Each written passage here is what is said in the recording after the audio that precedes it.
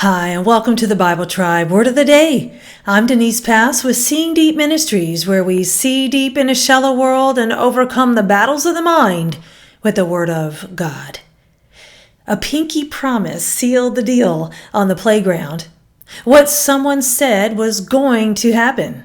But vows from people cannot be a guarantee in this uncertain life. Reading today in the book of Psalms, chapter 74 through 76, and the verse of the day is Psalm 76:11. Make vows to the Lord your God and fulfill them. Let all the neighboring lands bring gifts to the one to be feared. The word of the day is vow. It is the Hebrew word naw-dar. It means to make a statement or a promise. The Theological Word Book of the Old Testament says a vow is the act of verbally consecrating, devoting to the service of God. Vowing to perform, to make an offering, or to abstain from something. The psalmist makes a case that the greatness of God deserves a right response from his people. This psalm is believed to have been written by Asaph. According to the Enduring Word Commentary, this psalm celebrates a great victory of God on behalf of his people, and those who connect it with the defeat of Sennacherib, Isaiah 37:36, attribute Psalm 76 to a later Asaph, or to someone who was a literal or spiritual descendant of the Asaph of David and Solomon's time. Our verse of the day is a challenge to God's people to walk in the fear of the Lord by making good on the vows they make before him. We say vows on our wedding date and in dedications, but vows look different today than in the Old Testament. Let's look at some scriptures about vows we should or shouldn't make. Ecclesiastes 5 verses 4 through 6 says, "When you vow a vow to God, do not delay paying it, for he has no pleasure in fools.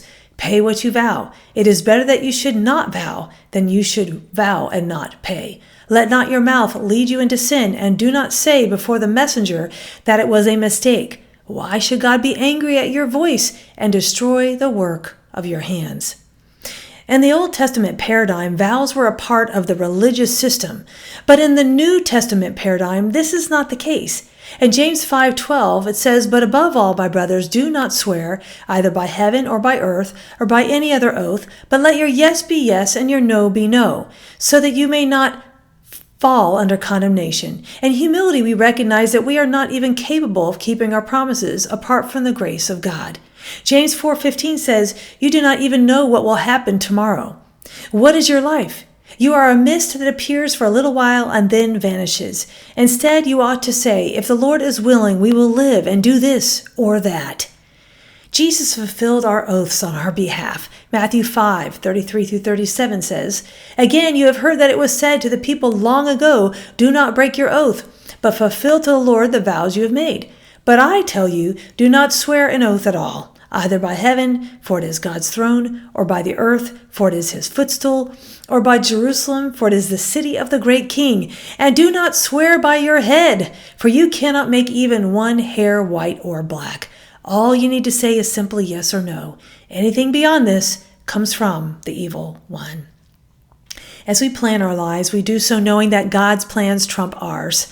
Don't stress about making a vow to someone. Just be faithful with what God has led you to do. Go with God and his precious word, friends. Join us tomorrow in the book of Proverbs.